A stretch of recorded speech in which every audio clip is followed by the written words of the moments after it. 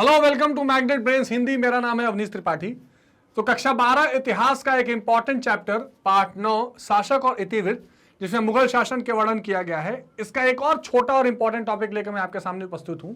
वो है मुगल राजधानी और दरबार। विशेष करके राजधानी की बात हम करेंगे, यानी वो प्रमुख महत्वपूर्ण शहर जो राजधानी के रूप में बने, विकसित हुए या बदले। इसका एक छोटा सा डिस्कशन करेंगे ताकि आपको मुगल शासन के संबंध में उनकी राजधानियों के बारे में थोड़ी सी जानकारी हो जाए और कौन कौन से प्रोमिनेंट उस समय शहर थे और किसको किस शासक ने प्रमोट किया, इसकी थोड़ी जानकारी हो जाए। पर इससे पहले कि हम ये इंपॉर्टेंट टॉपिक शुरू करें, दो महत्वपूर्ण बातें ध्यान रखनी है। एक, इससे पहले की महत्वपूर्ण टॉपिक्स हम प्रीवियस टॉपिक्स और वीडियोज में चर्चा कर चुके हैं, वो आप जरूर देख लेंगे। और दूसरा ये कि मैग्नेट ब्रेन्स हिंदी एक ऐसा प्लेटफॉर्म है जहां पर आप घर बैठे कक्षा 7 से 12 तक की सारी शिक्षा निःशुल्क पा सकते हैं। यानी यहां आपको पढ़ने के लिए कोई पेड सब्सक्रिप्शन या फीस की जरूरत नहीं पड़ेगी। आप यूपी बोर्ड से पढ़ रहे हो, बिहार बोर्ड से पढ़ रहे हो, मध्य प्रदेश बोर्ड से पढ़ रहे हो या सीबीएसई बोर्ड एनसीईआरटी फॉलो कर रहे हो, आपकी सारी की सारी शिक्षा यहां बिल्कुल निःशुल्क दी जाती है। यहां पर एक या दो चैप्टर पढ़ने के बाद आपको रोका नहीं जाएगा या कोई कूपन कोड या डिस्काउंट की बात नहीं की जाएगी। इसी महत्वपूर्ण जानकारी के साथ शुरू करते हैं ये इंपॉर्टेंट टॉपिक और थोड़ा सा समझने का प्रयास करते हैं कि राजधानी नगर उस समय कौन कौन से हुए और कौन कौन से महत्वपूर्ण रहे। अब देखिए, इस क्रम में आपको दो तीन शहरों का नाम ध्यान में रखना पड़ेगा। एक तो दिल्ली सल्तनत खत्म हुआ, दिल्ली पर भी अधिकार हुआ, तो दिल्ली। दूसरा आगरा, और एक आगरा के पास ही अकबर ने विशेष करके डेवलप किया, फतेहपुर सीकरी।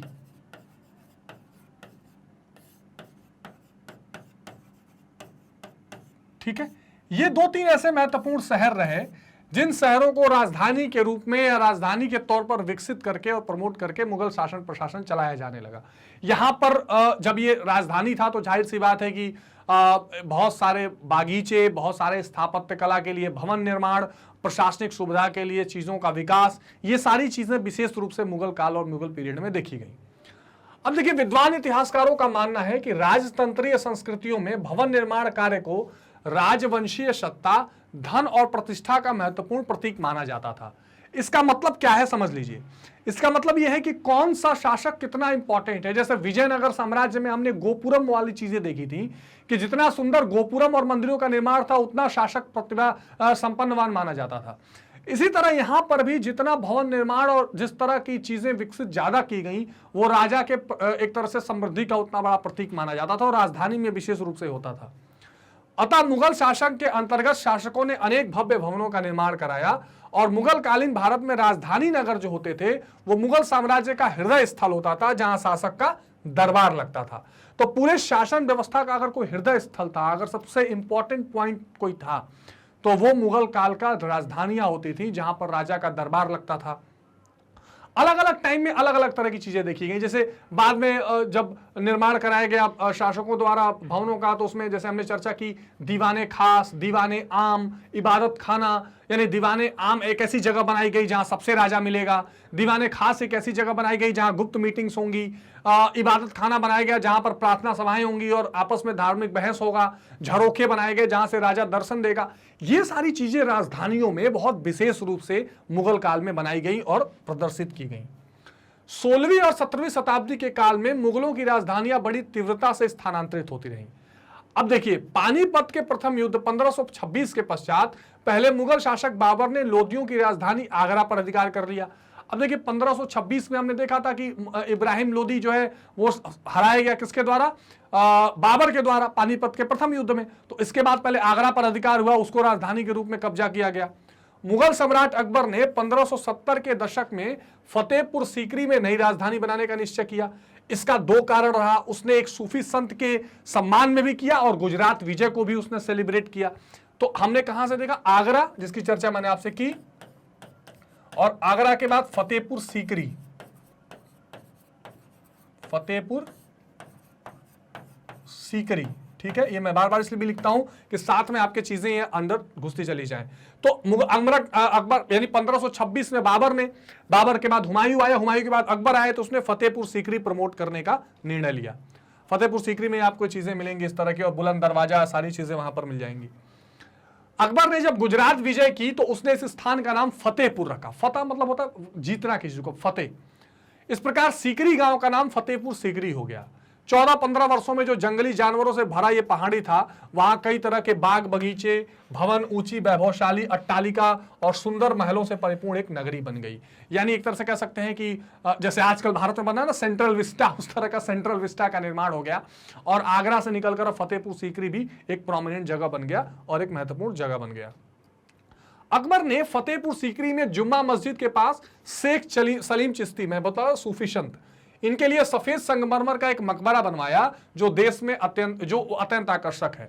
तो शेख सलीम चिश्ती जो मैंने आपको प्रीवियस वीडियो में बताया था कि अकबर के सलाहकार अबुल फजल भी सोहरावर्दी परंपरा और सूफी संतों को मानते थे, अकबर का भी विश्वास था। तो शेख सलीम चिश्ती के सम्मान में एक सफेद संगमरमर का मकबरा बनवाया गया। फतेहपुर सीकरी का बुलंद दरवाजा मुगल कालीन स्थापत्य कला का भव्य उदाहरण, अभी हमने बुलंद ये देखा भी फिगर में। इसका निर्माण अकबर की गुजरात विजय की स्मृति में 1573 में कराया गया। ध्यान रखिएगा, बुलंद दरवाजे का निर्माण 1573 में गुजरात विजय के बाद अकबर ने कराया था फतेहपुर सीकरी में। ठीक है, कोई डाउट नहीं होना चाहिए इसमें। अब मुगल सम्राट शाहजहां ने अपनी राजधानी आगरा से दिल्ली स्थानांतरित करने का निश्चय लिया। तो पहले जो आगरा के आसपास या फतेहपुर सीकरी के आसपास चीजें चल रही थी, तो 1638 में दिल्ली में यमुना नदी के किनारे एक नवीन जगह बसाया गया, वो था शाहजहानाबाद। ठीक है, तो शाहजहानाबाद एक नया उसने सिटी बसाया, जो आज आप दिल्ली कभी जाते हैं, चांदनी चौक का पूरा इलाका जो आप देखते हैं, चावड़ी बाजार वगैरह वहां पर है, तो वहां का पूरा इलाका है वो शाहजहानाबाद बसाया गया। और वहां पर फिर लाल किले को भी बनवाया गया और वहां पर एक नई राजधानी का निर्माण किया गया। इस नगर के अंदर एक विशाल किले का निर्माण हुआ जो लाल किले के नाम से प्रख्यात है। इसमें 2 भव्य प्रवेश द्वार अकबराबाद गेट और लाहौर गेट बनाए गए। तो ये बहुत इंपॉर्टेंट रूप से देखा गया। लाल किले के अंदर भव्य इमारतें निर्मित कराई गई थी, जहां से आप देखते हैं कि लाल किले के अंदर से आप देखते हैं कि प्रधानमंत्री 15 अगस्त को बार बार भाषण देते हैं, सारी चीजें 15 अगस्त को की जाती हैं। और वहीं पर आपको दीवाने आम, दीवाने खास और रंग महल और मोती महल भी, ये चीजें भी दिखाई गई हैं। तो दीवाने आम में जहां पर सभी लोगों से बैठकर बादशाह बातचीत करेंगे, दीवाने खास में जो कुछ खास लोग वहां पर आएंगे और उनसे मिलेंगे, रंग महल है और मोती महल है। दीवाने आम में सम्राट शाहजहां जनता की फरियाद सुनता था और सम्राट का यहाँ पर एक बहुत हीरे मोहर से एक सुसज्जित उसका सिंहासन था जिसे तख्ते ताऊस कहा गया या मयूर सिंहासन कहा गया। तो आपने देखिए आगरा से फतेहपुर सीकरी से फिर दिल्ली का लाल किला तो बहुत फेमस है, सबने देखा है। तो लाल किले में ये सारी चीजें आपको दीवाने आम, दीवाने खास, ये सारी चीजें आपको मिल जाएंगी और मयूर सिंहासन वहां सम्राट का या शासक का देखा जाता था। फिर शाहजहां ने लाल किले के पास यहाँ एक जामा मस्जिद, देखिए जामा मस्जिद है जो लाल किले के पास में ही है, यहां जामा मस्जिद का भी निर्माण कराया था। यह भव्य और विशाल मस्जिद है। शाहजहां का यह नवीन राजधानी नगर विशाल और भव्य राजतंत्र की अधिक औपचारिक कल्पना को व्यक्त करता था। तो जो चीज ये दिखाई पड़ती थी कि भाई जितना ज्यादा भव्य राजधानी होगी, जितना ज्यादा भव्य भवन या स्थापत्य कला होगा, उतनी बड़ी शासन या तंत्र को माना जाएगा। इस चीज को शाहजहां ने दिल्ली में शाहजहानाबाद या जामा मस्जिद लाल किले को बना के और प्रसारित किया कि हाँ भाई देखिए, उसने आगरा में ताजमहल तो बनवाया ही कि हाँ देखिए जितना ज्यादा भव्य इमारत या भव्य आप चाहते हैं उतना हम बनाएंगे, और बना के उसने प्रदर्शित किया और एक बड़े सम्राट या बड़े साम्राज्य की उसने बात बताई। तो अगर आप फिर से क्रक्स देखें तो आगरा और उसी के पास फतेहपुर सीकरी, ठीक, फतेहपुर नाम लिखा गया गुजरात विजय के बाद, और फिर दिल्ली। ठीक, ये 2-3 महत्वपूर्ण ऐसे शहर रहे जो मुगल कालीन राजधानियों के रूप में क्या हुए, फेमस हुए, विकसित हुए। और 3 प्रमुख राजाओं के नाम आप ध्यान रखिएगा, बाबर, शाहजहां और अकबर। इन तीनों ने इन राजधानियों को आगे, और फिर यहीं से ये सब चलता रहा और इसमें फिर बहुत ज्यादा परिवर्तन नहीं हुआ।